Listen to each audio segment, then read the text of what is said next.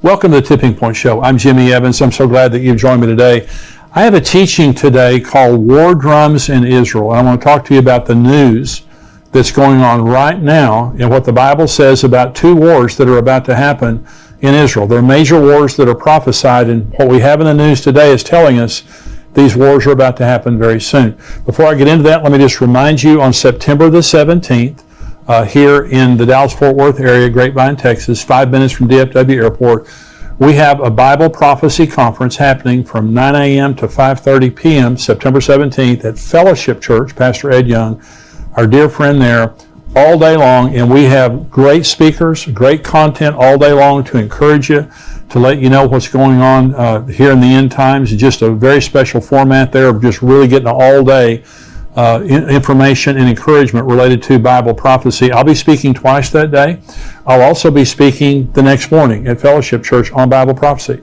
So if you attend the conference and you're able to stay over, you can hear me again on Sunday morning. We also have Pastor Billy Crone, who's a regular guest here on the program. We have Greg Laurie, who is a contributor to endtimes.com. He's written many books on the end times, terrific speaker, terrific content.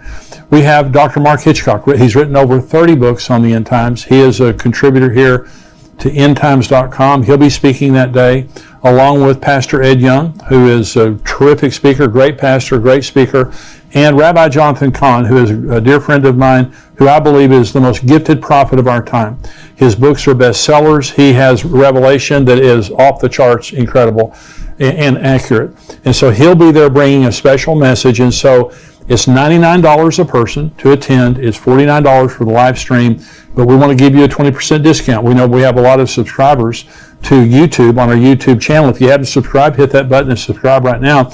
We want to give you a 20% discount, so you can get 20% off of the $99, 20% off of the $49. We would love to have you be there in person. If you can't, we would love to have you live streaming in. So you can go on conference.endtimes.com right now. Enter into your promo code there. You'll get 20% off. Conference.endtimes.com. The information is right there on your screen. Sign up. We have a lot of people already signed up. So we want you to sign up right now. You can use your discount, by the way, to bring family, friends, neighbors, bring a busload from your church. You can all use your discount code there. So we're going to have a lot going on that day. We would love to have you be a part of that. Let me remind you also of the book that we have, Where Are the Missing People? This is a book that you leave on your coffee table, dining room table, car, office, apartment, dorm room for people who are left behind in the rapture. The number one question that's going to be asked after the rapture is, where are the missing people? And this book is going to be there answering it, leading people to Christ and letting them know what's about to happen and how to prepare for it. And if you go on Amazon, we have hundreds of 5-star reviews of this book, and you can see those reviews there. But a lot of people are reading it right now, giving it to loved ones, and they're getting saved. Their lives are being changed. And so it's not just for later. Many people are reading it right now, and it's changing their lives. So where are the missing people? You can go on Amazon. You can also go to missingpeoplebook.com. And if you're buying more than one copy, we give you some great discounts there for missing people. So let me get into this teaching today on war drums in Israel. We live in a very, very serious time. And I know that all of us feel the oppression of what's going on in the world right now. And not just related to Israel, but just economically, the pandemic, the evil and wickedness in the world, China, Russia, the war in Ukraine, all the things that are happening. It is oppressive. I mean, this is something I've never experienced before. And I'm 68 years old. I've never experienced anything like this, what's going on in the world right now. I never thought I would live to see what's going on in the world right now. But it's happening, and it's a fulfillment of Bible prophecy. And according to Bible prophecy, there are two major wars that are about to happen in Israel. And I think they'll happen very, very soon, especially the first one. And one of the wars is the Gog and Magog war that you may have heard me talk about already, but I'm going to talk about it here in just a minute. But I want to read you some articles about what's happening in Israel right now. And I believe that we're right on the brink of the Gog and Magog war breaking out. Could be in the next few weeks or few months. I really believe that. But also the Battle of Armageddon. Let me talk about Armageddon first, because what's happening right now in the news is also pushing us very close to Armageddon. Now, this is Joel chapter 3. This is God in the first person talking about the Battle of Armageddon. He says, "Behold, in those days and at that time, when I bring back the captives of Judah and Jerusalem, I will also gather all nations and bring them down to the valley of Jehoshaphat, and I will enter into judgment with them there on account of my people, my heritage Israel, whom they've scattered among the nations, they have also divided up my land. So now, remember, when Israel was scattered the first time, they went to one nation. They went to Babylon. God is talking here about you've scattered them among the nations, and then I'm going to bring them back. Okay, that happened in 1948 when Israel came back from the nations of the world, and he brought them back. And he says, in those days and at that time, when I do this, I'm going to do this. He's talking about a generation. That's what Jesus said. This generation will not pass away till all things are fulfilled. So in one generation, 1948, the Jews come back. There's going to be Armageddon. And he says, I'm bringing the nations into judgment in the Valley of Jehoshaphat. The Valley of Jehoshaphat is the valley between the Temple Mount and the Mount of Olives. And this is where Jesus' feet touch. According to Zechariah 14, when he returns in the second coming, his feet will touch the Mount of Olives, and he will come and judge the nations of the world that have come against Jerusalem. This is Zechariah 12, prophesying Armageddon. The burden of the word of the Lord against Israel. Thus says the Lord God, who stretches out the heavens, lays the foundation of the earth, and forms the spirit of man within him. Behold, I will make Jerusalem a cup of drunkenness to all the surrounding peoples when they lay siege against Judah and Jerusalem. And it shall happen in that day that I will make Jerusalem a very heavy stone for all peoples. All who would heave it away will surely be cut in pieces, though all the nations of the earth are gathered against it. Now, God is the causal agent of Armageddon, and the city of Jerusalem is the focus. God is the one who's bringing the nations of the world to judge them for how they have treated the people, the nation of Israel, and for dividing up their land. Okay, but the city of Israel specifically, the city of Jerusalem specifically, he says, I'm going to bring you, all the nations have gathered against the city of Jerusalem, and I've made it a cup of drunkenness. In other words, it makes them crazy. All the surrounding nations check that box, and it's a burdensome stone. No nation can solve that problem. Though the United States has tried, the United Nations have tried, no one can lift that stone and solve that problem. Well, let me read a couple of articles here to you about what's happening right now. It's happening to divide the city of Jerusalem, to divide the nation of Israel. And this is from Israel 365 News. This is June the 2nd, 2022, from Adam Berkowitz. It says, Biden's State Department sidesteps Israel to open Palestinian consulate in Jerusalem. And this, let me read a little bit of this article. In a briefing on Tuesday, Ned Price, the spokesman for the Biden administration's Department of State, was asked to comment on reports that they have permanently shelved plans to reopen the consulate in eastern part of Jerusalem. Price responded that the reports were inaccurate. This is quoting him. I don't have any personal announcements to preview, Price said, prefacing his statements. What I can say is that at least part of your question or part of the premise you put forward is not accurate. We remain committed to opening a consulate in Jerusalem. We continue to believe it can be an important way for our country to engage with and provide support to the Palestinian people. We're continuing to discuss this with our Israeli and our Palestinian partners, and we'll continue to consult with members of Congress as well. Meanwhile, at this very moment, we have a dedicated team of colleagues working in Jerusalem and our Palestinian Affairs Office focused on engagement with and outreach to the Palestinians. And this article goes on to talk about how the Biden administration is committed to a two-state solution and going back to pre-1967 boundaries. It means Jerusalem is divided. East Jerusalem goes to the Palestinians, and what they're saying is they're going to open a consulate. They're not talking to the Israelis. They're being extremely rude to the Israelis.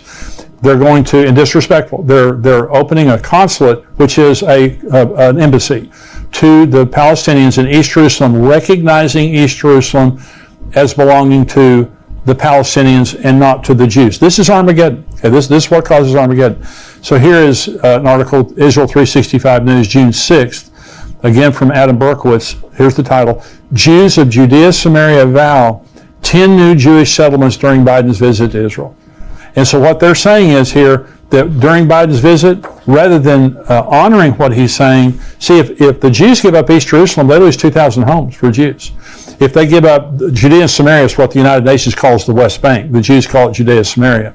It's the land just there around Jerusalem, there, bordering what's called the West Bank.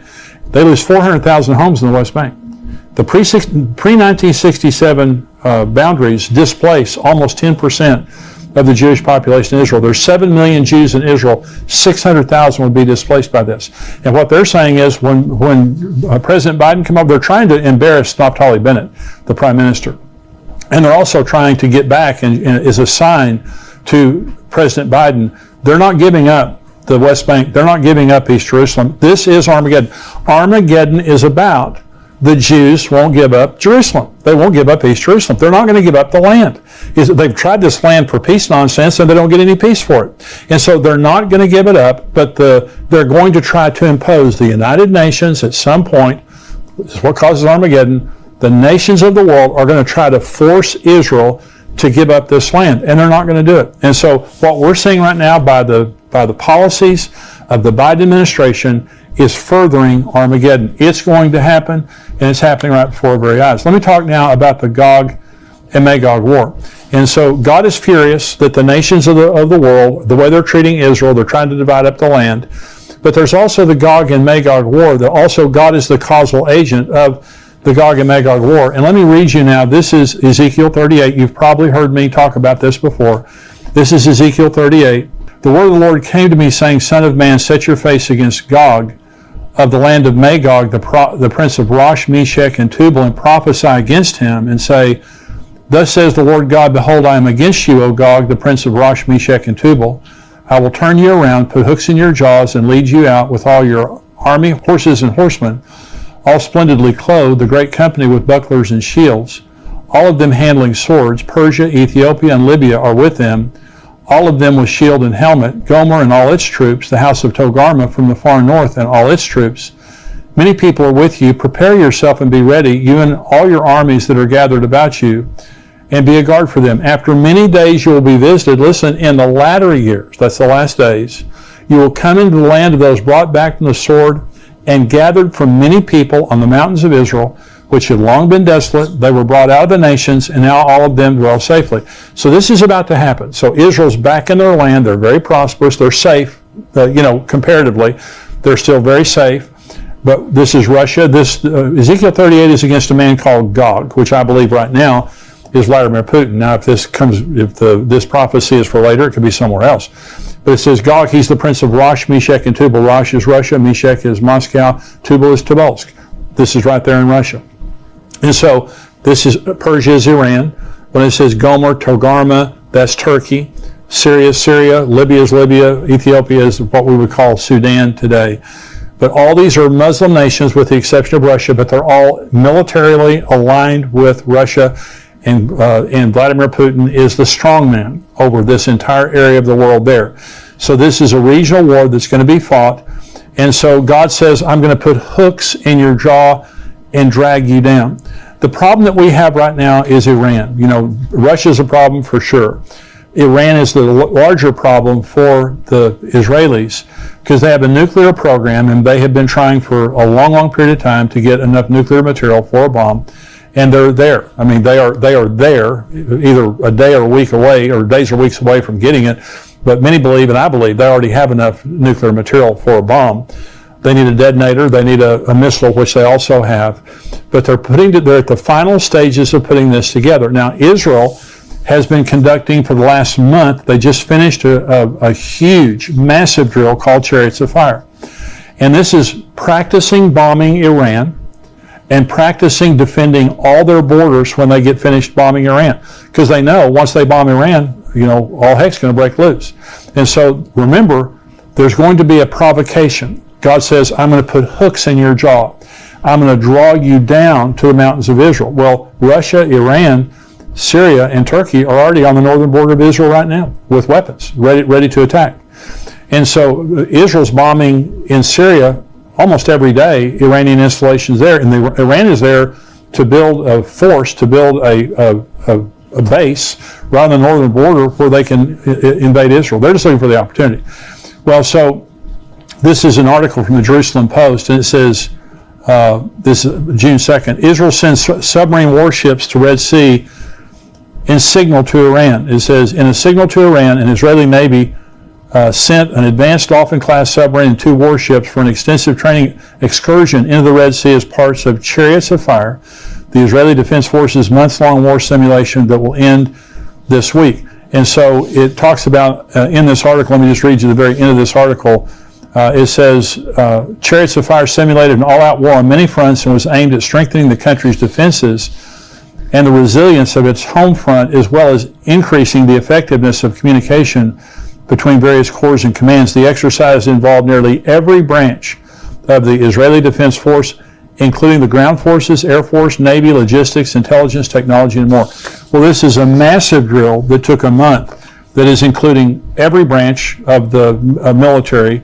It's bringing them all together, helping them to communicate so they can bomb Iran and so they can protect their nation afterwards. Because, in my opinion, this is the hook that once Israel bombs Iran, it provokes Russia. Russia's already provoked, but it provokes Russia, Turkey, Iran, Syria, all these nations, and this could be the fulfillment of that. I mean, by the way, and so let me just read you these other articles and I'll talk about it. This is from Yahoo News, June the 2nd, this year. This could be the next big war that grips the entire world. Now look at that title there. The ongoing war between Israel and Iran across the Middle East came out of the shadows and into the open long ago, but now, on the back of several suspected Israeli attacks inside Iran itself, the deadly contest threatens to escalate, possibly beyond the region. Last week, several quadcopter drones smashed into a suspected Iranian nuclear research and drone facility at Parchin, killing one engineer. Mere days before, two assassins on motorbikes shot dead an Iranian military colonel in the heart of Tehran. In February, several drones hit an Iranian unmanned aerial vehicle, UAV, base in the west of the country at Kermanshah. Although never officially taking responsibility, various subtle hints by Israeli officials and media reports have left little doubt as to the provenance of these attacks. Now listen to the rest of this article, because this is very important. This is all part of what the Israeli government, just under a year in power, has come to describe as the Octopus Doctrine, a new and risky expansion of its campaign against Iran's military and nuclear capability, the Octopus Doctrine. If in years past Israel did hit inside Iran, it was done covertly, usually through spies and cyber attacks, and almost always targeted Iranian nuclear scientists and facilities. For almost a decade, too, Israel made no secrets of its campaign of airstrikes, primarily inside Syria, against Iranian allied militias and weapons shipments. But now, Israeli officials openly describe a new defensive strategy, as one termed it in the Daily Beast, aimed at the head of the octopus in Iran, and not just his tentacles across the region in places like Syria, Lebanon, Gaza, and Iraq. One more paragraph here. For many years, the Iranian regime has carried out terrorism against Israel and the region via proxies. But for some reason, the head of the octopus, Iran itself, has enjoyed immunity. Israeli Prime Minister Naftali Bennett said in a speech on Sunday, the era of immunity for the Iranian regime is over. Now, that's some very serious rhetoric. And what they're saying is their doctrine, the Octopus Doctrine, kept saying, cut off the tentacles, hit them in Syria, quadcopter their nuclear facilities, send viruses into their computers, kill their scientists, and all those kind of things. Now what they're saying is, no, we're going to chop off the head of the octopus. That's a very different strategy, and it goes along with the chariots of fire. By the way, the chariots of fire exercise, that looks back to Elijah. Isn't that interesting? That Elijah, I believe, will be one of the two witnesses in Israel, and so he could already be in Israel right now, but I just think it's very interesting. This is an article from the Times of Israel from the United Nations, and they're saying Iran not providing credible answers on material at undeclared sites. Well, Iran's been lying to everybody forever, and so they shouldn't be surprised by that, but they have found uranium traces at 3 different facilities that weren't supposed to have uranium, and the Iranians will not give an answer for it. And so they're lying. They've got more uranium than they're saying they have. And so that they've just been caught. And this is the Jerusalem Post. One more article here. Iran crossing uranium enrichment threshold cannot be avoided. Okay, this is from the International Atomic Energy Agency. Okay, it cannot be avoided. So, and they're just saying in here that, and they're downplaying it. And they're saying, Iran's going to get nuclear material, but they don't have a detonator, and they don't have it's going to take them a while to build a bomb. Well, North Korea built bombs and had nuclear capability right under our noses. They became a nuclear state under sanctions while the entire world was watching, making much more progress than the world realized. The same thing's happening in Iran right now. Let me just say, I don't know exactly when they're going to get all the material they need, but I'll tell you one group of people that does, and that's the Israelis. The Israelis have moles inside of their facilities, or nuclear facilities. They have spies all over the country. They have probably the best intelligence community in the world. And so the Israelis know exactly where Iran is. And isn't it interesting, with that knowledge, they're having a massive drill called Chariots of Fire. Not just practicing bombing Iran, but also defending their borders after they bombed Iran. Very interesting. So Iran must be making some progress in that regard. Now, so let me say this. So there's Armageddon, it's all right there. It's all unfolding before our eyes. Now, Armageddon takes place 7 years into the tribulation, at the end of the tribulation, at the second coming. So it's at least 7 years away. If Rosh Hashanah, if the battle of Gog and Magog happened right now. Now, if you have heard me teach for very long on the end times, you know that I believe that the rapture some year will happen at Rosh Hashanah. Now, Rosh Hashanah this year is from sundown September 25th through sundown September 27th. It's a 2-day feast, okay? So we don't know the day or the hour. And so there are 7 feasts of Israel that are a prophetic grid of the future. Jesus was crucified on Passover, buried on unleavened bread, resurrected during the Feast of First Fruits. Pentecost came. Last weekend was a Pentecost. Pentecost came on the Feast of Pentecost. The next 3 feasts then are the Feast of Trumpets, the Day of Atonement, and the Feast of Tabernacles. And so I believe the Rosh Hashanah is the rapture, the Day of Atonement is the second coming, and the Tabernacles is eternity with God, us living with God for all of eternity. So we have 3 more feasts about to happen. So I believe, and what I've taught is, I believe some year that the Gog and Magog war will happen around the Feast of Trumpets, either right before or right after. Now, my personal opinion is it'll happen just prior to, because I believe it will set up the covenant that the Antichrist makes with Israel. After the Gog and Magog war, there's going to be a tremendous sympathy for Israel when God glorifies himself, when he defeats all those armies and deals with that issue. Then the Antichrist shows up as a man of false peace and makes this covenant of peace. Now, that's just my opinion. It could be at a different time. But isn't it interesting that we're 3.5 months right now from the Feast of Trumpets, when I believe some year the rapture will happen. And all these things are happening, and what the world is witnessing is, we're right there. Related to Israel and Iran, we're right there. Israel cannot let Iran get a nuclear weapon. It's not going to happen. They have the resolve and they have the capacity to bomb Iran and stop it. And so this is all happening right before our nose. And my opinion is, and this is what I wrote in my book, Tipping Point, I wrote it 2 years ago, is my opinion is when Israel bombs Iran, which could be in the next few days or few weeks, when Israel bombs Iran, it will provoke the Ezekiel 38 and 39 war, which I believe is a sign that the rapture is about to happen. We're in that period of time. And when I make these kinds of statements, I'm not setting a date that I'm saying absolutely Jesus is coming this September. But I've never seen in my lifetime the events that we have going on in the world right now. And in my heart, I pray that this is the year that Jesus will return. And all the signs of the times are there. And I'm just reading the signs of the times. And so I hope that this has been a blessing to you today. If you're watching on YouTube, I just want to say thank you for joining me. I hope you'll become a subscriber to endtimes.com. We have articles and videos that come out all week long.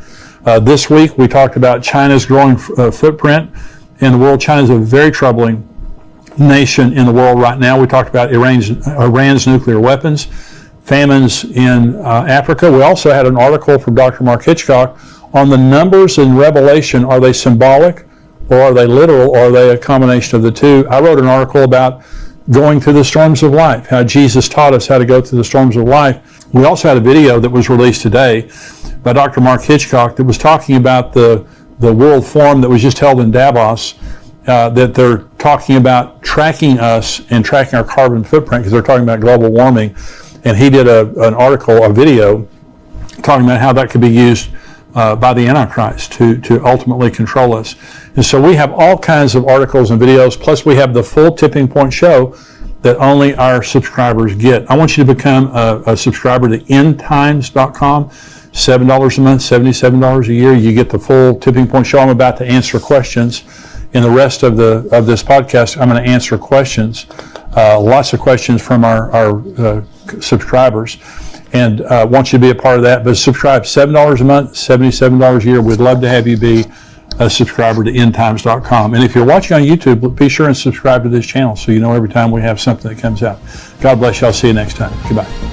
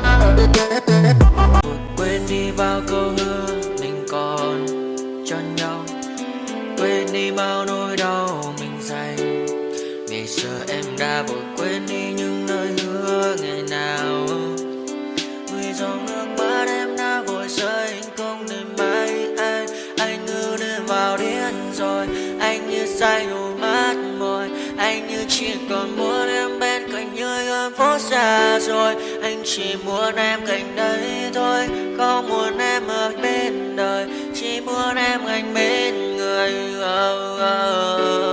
Người đã gác bước đi xa trong cơn mưa chiều vội vã. Người đã bước bên anh khi cơn mưa qua gần tôi và em đã quên rồi mai sau tay ôm mơ về. Chẳng còn lại gì những người mà nước mắt rơi. Em khiến con tim như trôi vai trong chiều thu đầy nắng. Em khiến con tim như tan mưa trong chiều thu mát màng. Vì còn nhiều lắm những người mà nhiều lắm những nỗi vội vàng, nhiều lắm những cơn mưa em mưa ta bây giờ đơn vang lòng mẹ góc bài đứng sang. Mai em còn đợi đôi mai anh còn người ta xưa ta chúng còn giữ nhau chẳng đến.